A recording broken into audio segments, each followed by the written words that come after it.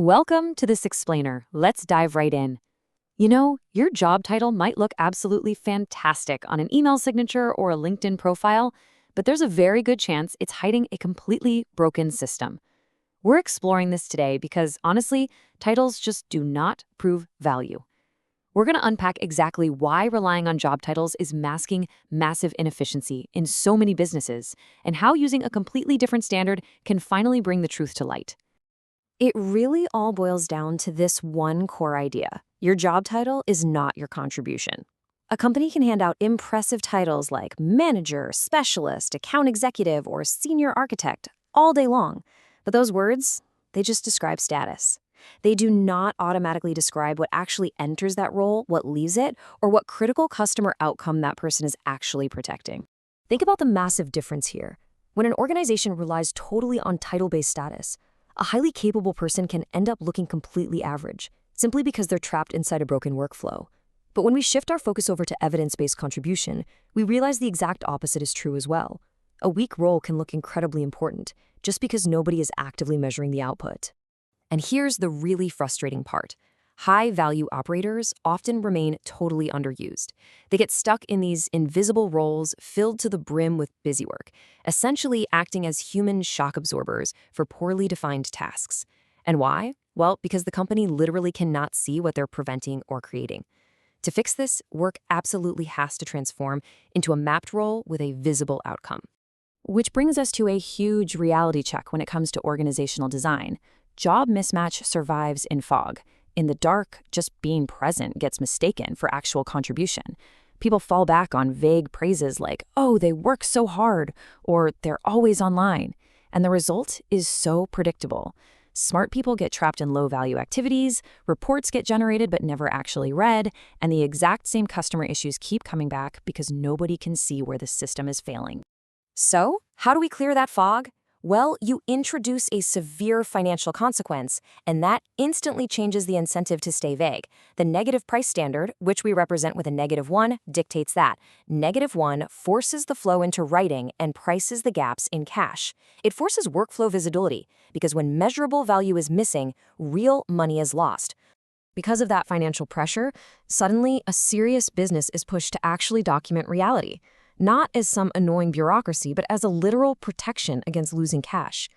The business starts meticulously tracking reality. We're talking inputs, outputs, handoffs, cycle time, and failure points. This discipline takes a vague job mismatch and transforms it into a highly visible map of reality. And this takes us to the practical center of our explainer today. We have all seen talented folks take the fall for a terrible process, right? Well, before you judge a person, map the system that uses them. We have got to stop guessing about people and start utilizing a role-to-value map. So let's walk through exactly how to build this map so you can see precisely where value truly moves through your organization. It starts with two incredibly basic but critical questions. First, what enters the role? And second, what measurable output should leave it? We have to define exactly what information, asset, or customer condition lands in the operator's hands and precisely what usable result must come out. A role without a visible output, it's often just a hiding place for confusion. Continuing with the map, we ask who receives the handoff and what is the expected cycle time. We have to know exactly who is getting that result next and what needs to be perfectly clear for them to act without demanding rework.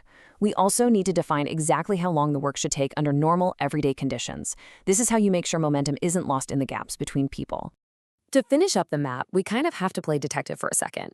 Where are the failure points? And exactly what outcome does this role protect? We have to pinpoint where the waiting, the errors, or the customer disappointment usually kick off.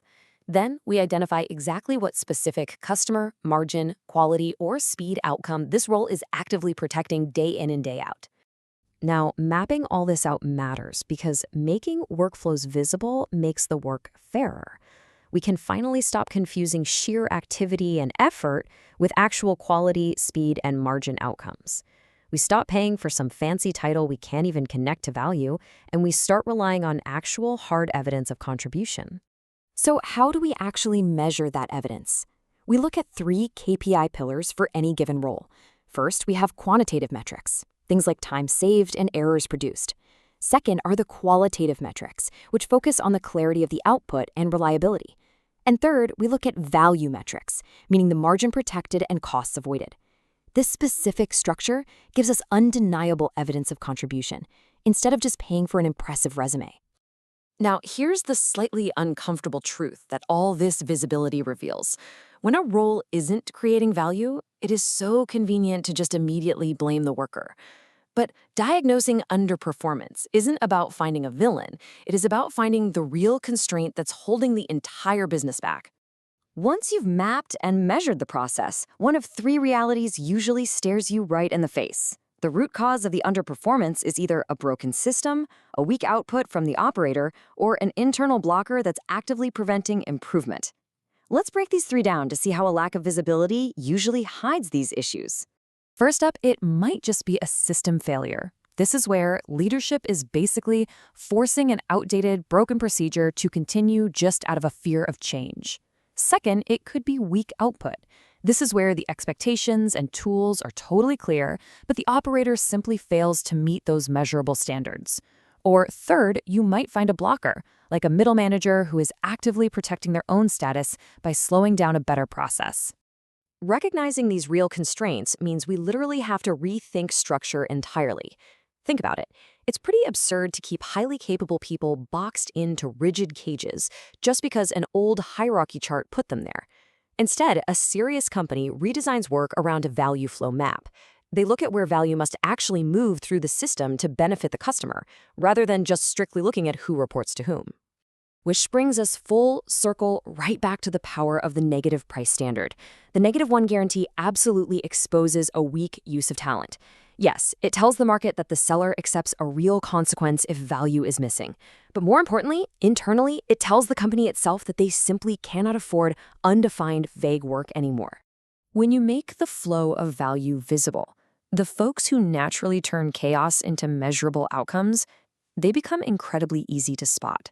You can take underused talent, people who are currently drowning in busy work, and relocate them to high-leverage placements, like bottleneck repair.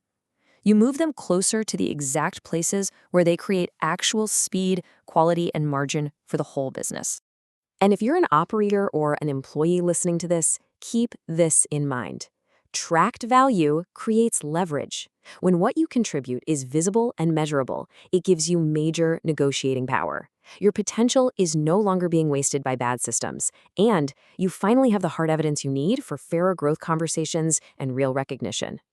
If you want to see the standard out there in the real world, NegBook is a perfect example. You can check it out at www.negbook.com. It's actually the first book in the world with a negative price. Just like the English title says, well-being is impossible if you don't measure it.